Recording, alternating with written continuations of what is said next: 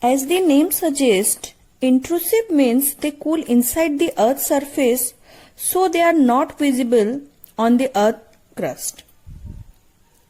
So they move, they cool very slowly.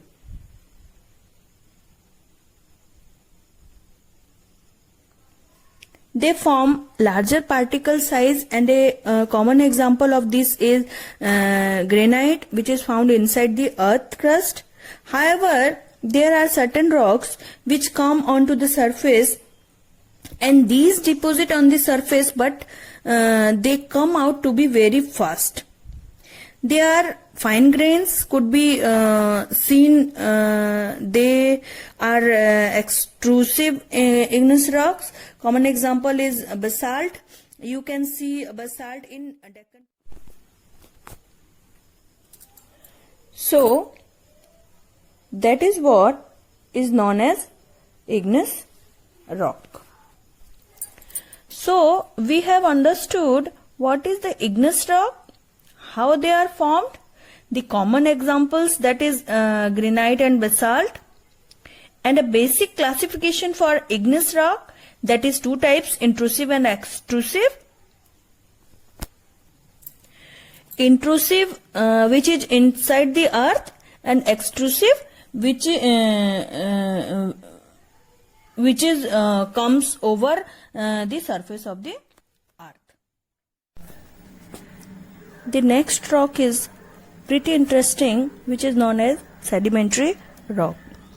Now, what happens is, when you have particles that flow on with the river, you have small particles that deposit towards the side of the river, or when you say there is a wave action or a wind action, you have small depositions that occur along the periphery of the agent with which they are moving. As a result, they are kind of deposited.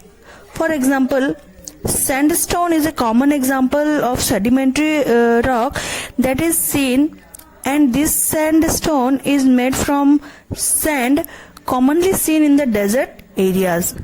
Now, Redford in India is a common example of sandstone. It is made of red sandstone. Now, since it is flowing with agent which can be water, wind or waves, any one of the agent, it would include kind of animals or plants, fossils that could be seen. So fossils are another important constituent of the sedimentary rock that are seen. The next is metamorphic rock. Now, when both the igneous and the sedimentary rock under high heat and temperature, they are compressed for a longer duration, what happens is the formation would result into a metamorphic rock. So, metamorphic rock, I can say, is a result from either igneous rocks or sedimentary rocks when they are laid under high temperature and pressure. A common example is clay being converted into slate.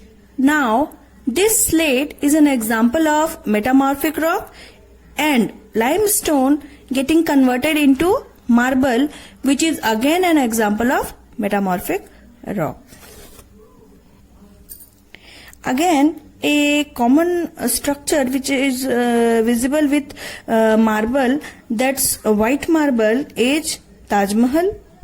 So, Taj Mahal is made up of white marbles from Makrana in Rajasthan.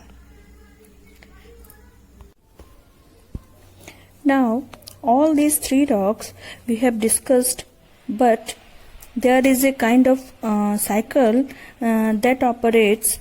Let's understand the rock cycle.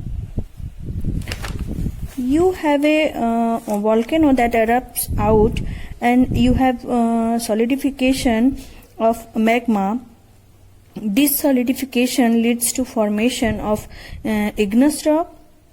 When this igneous rock is formed over time, there is breaking off from the agents of weathering and erosion. You have breakup of the rock that occur, and you have formation of sediments.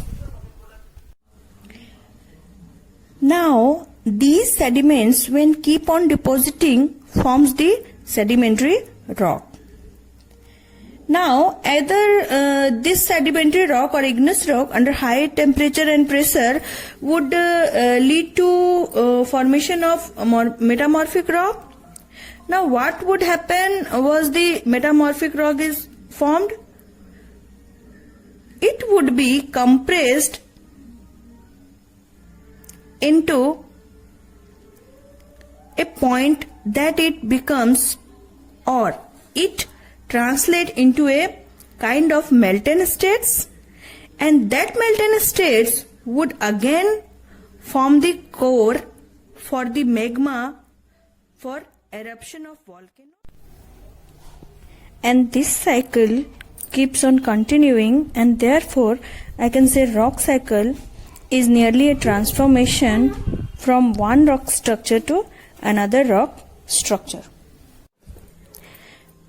Now, when we are clear about the rock structure and rock cycle, what we must know are the minerals. In simple terms, I can say rocks contains minerals, and these are naturally occurring substances that are present in the rocks. There are two major properties that you must know about the minerals. The first is they have the physical properties. That's the first important thing. And second is they have definite chemical composition that can be seen. Now, there are various minerals which can be used for various purposes. For example, if I say minerals which are used as fuels, a common example are coal, petroleum and natural gas. When I say minerals which are used in industries, it is iron, gold, uranium, aluminium. When I say minerals which are used for medicines or fertilizers, can be phosphorus, magnesium, and then you have calcium, which is used mainly in the medicines.